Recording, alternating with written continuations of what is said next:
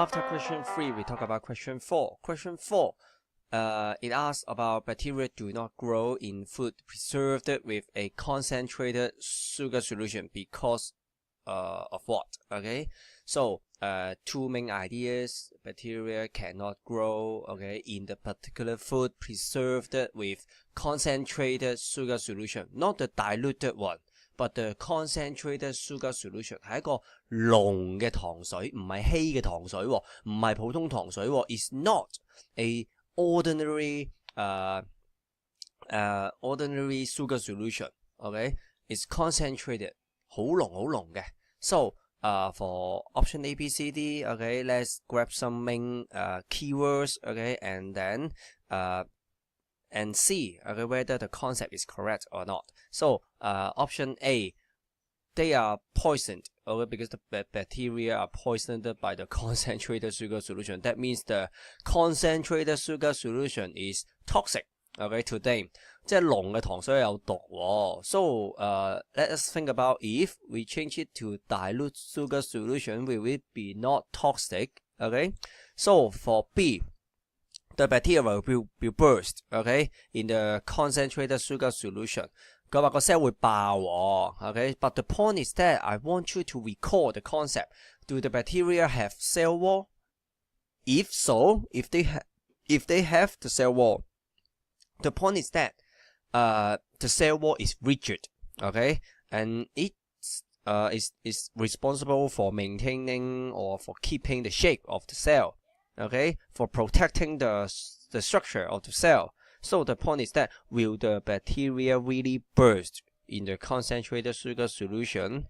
Okay, not just the keywords burst, but also the concentrated sugar solution, because for option C, it talks about the bacteria will be dehydrated by the concentrated sugar solution. So the point is that if we change this word from concentrated to diluted, to 一個稀釋咗嘅 diluted sugar solution, okay? So will the same thing occur? Okay, will the bacteria get dehydrated? 會唔會都係脫咗水咧 ？Dehydrated, remove, hydrate, water, dehydrated. That means the water is removed from the bacteria. Okay, 咁啊脫咗水乾咗啦。Okay, so the point is that you need to think about the concept of osmosis. Okay, the concentrated sugar solution or the diluted sugar solution, which one has the lower water potential? Okay, so will the water draw from the bacteria or the water will get into the bacteria cell? Okay, so you need to think about that. So, and for D, the bacteria cannot digest the sugar in the concentrated sugar solution. So can the bacteria digest sugar in the diluted sugar solution? The point is that if the bacteria can digest the diluted sugar solution, okay, or that means they have the enzyme to digest the sugar, okay, and probably you know that the sugar, the enzyme, okay, they add on the substrate. So no matter it is concentrated or diluted, the enzyme can perform its function, okay, in both cases. So you need to think about that, okay. And one key concept is that it is the question about question of chapter 3. Okay, you know that it talks about the diffusion, osmosis, active transport, and phagocytosis. It's the movement across the cell membrane. So it's not about the enzyme. Okay, or of course later you will miss the question that it's cross module. Okay, cross chapter. Okay, we will mix different chapters in one question. But the point is that once we see these keywords, concentrated or diluted, okay, so we need to think about that. Can we relate the concept, okay, into our daily life? So for question 5, okay, is the easiest one. Okay, for this figure, for this diagram, I want you to focus on two things. The first thing is the movement of the substance, okay, the concentration, okay, the concentration of the molecule X or the molecule Y, okay, the concentration difference. High concentration, low concentration, but low concentration and high concentration. So the point is that you need to think about that, okay, the direction of the movement of the substance X and Y, okay. So you have a simple idea whether they are for the concentration gradient 係沿住嗰個龍圖階梯去行啊 or against, okay, against the concentration gradient. Remember the triangle, okay, the concentration gradient, is it for or against, okay, from low concentration to high concentration, okay.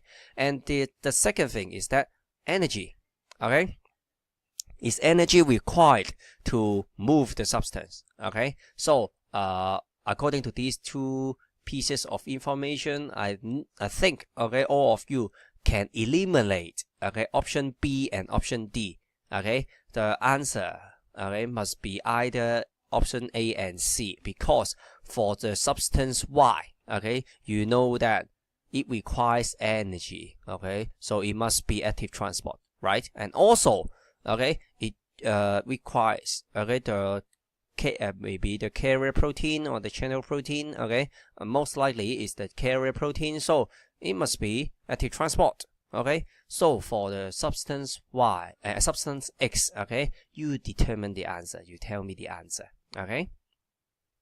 And question 7, it talks about the phagocytosis, okay.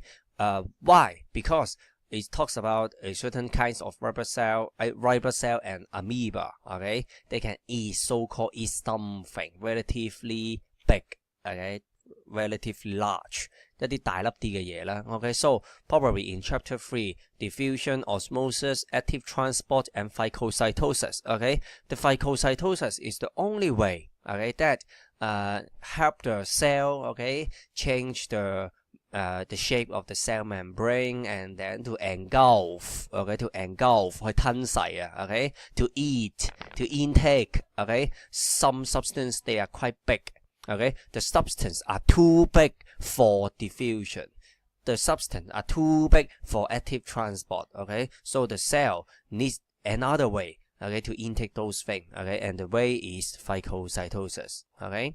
So for question 8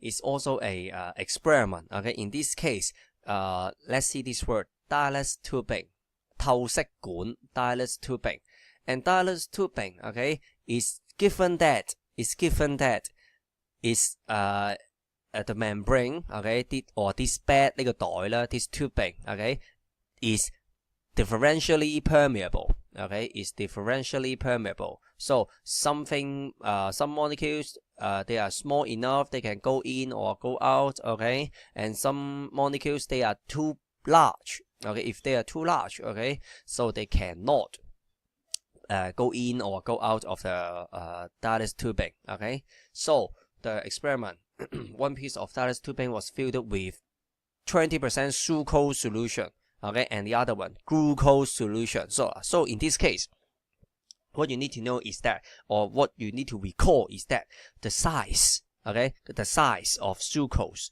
and sucrose molecules, or the size of the glucose molecules, 個大細好重要嘅。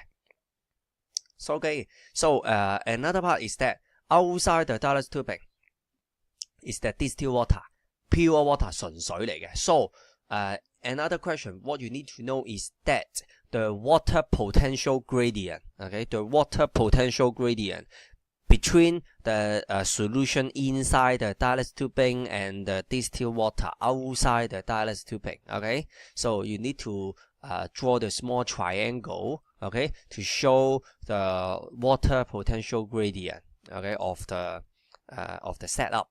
Okay, and for the result, now remember, read the question carefully. After 1 hour, the liquid levels in the capillary tubes, okay, these two tubes, okay, of both setups rose. 兩個都升咗嘅 okay, but the degree of increases, okay, 嗰個升幅咧唔同啦 okay.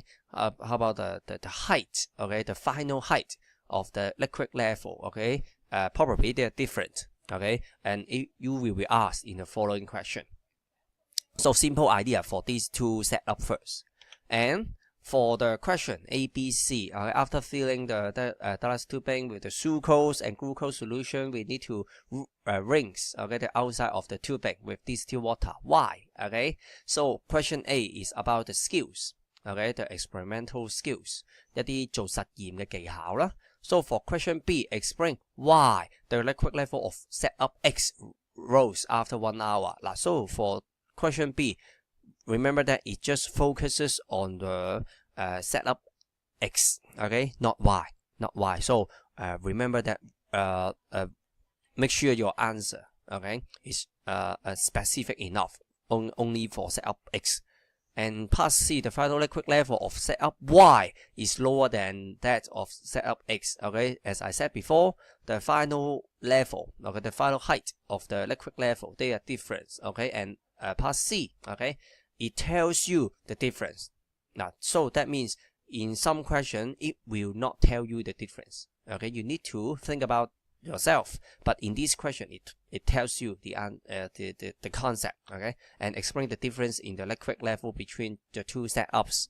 So for the part A, what you need to think is that you have the tallest tubing here, and you soak it in the distilled water, to make it to be a hollow tube, 因為本身咧平時呢個tallest tubing 硬邦邦嘅， the tallest tubing, if it is dry, is quite hard. So you need to soak it in the water to make it as a hollow tube, and then tie one end and then fill in the solution and then tie another end, So the point is that after this step, when you fill the tallest tubing with the solution, sucrose solution or glucose solution, you need to rinse the outside, You need to rinse the outside. Why? You need to tell me, the reason. And part B, remember the 3 golden steps, the 3 golden steps 3部曲啊，所謂So the first part is that state the difference of water potential of the solutions, which solution is has a higher water potential than the other, And the second is that probably state the direction of the net movement of water molecules. So that's why you need to recall the definition of osmosis. There was net movement of water molecules from where to where, across the tallest tubing. That means across the differentially permeable membrane, by osmosis, And state the result, because the result is that explain why the liquid level of setup X rose. In this question, it tells you that the liquid level rose. 今次題目好好啊，講咗俾你聽咧，嗰個 liquid level 係上升㗎。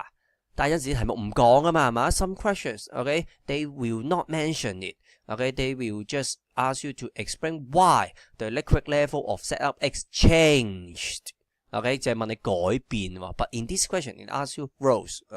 It tells you rose. So you can just state the result, but just state the reason, And the hint is that the volume of solution in the tallest tubing, increases or decreases, So 3 golden steps, 3部曲，1、2、3 3 marks, So and for part C, final liquid level of setup Y is lower than that of setup X. Explain the difference. Explain the difference. In this case, the difference, is given. 係講咗俾你聽啦，係咪啊又？So some question, you may be just given that the final liquid level of setup Y is different from setup X, But the point is that they do not mention the difference. But in this question, it tells you, so just explain is okay. Recall the following concept. Which one is small enough to pass through the tallest tubing? And if the sugar solution sugar molecules can pass through the tallest tubing freely, so will they affect the concentration gradient and the water potential gradient of the solution? So what will be the effect on the osmosis? So the point is that if the glucose solution can go in or go out, or the sucrose solution can go in, sucrose molecule can go in or go out, will it affect the concentration gradient between the sucrose solution and the distilled water, or the water potential of the glucose solution and the water potential of the distilled water? You need to think about it.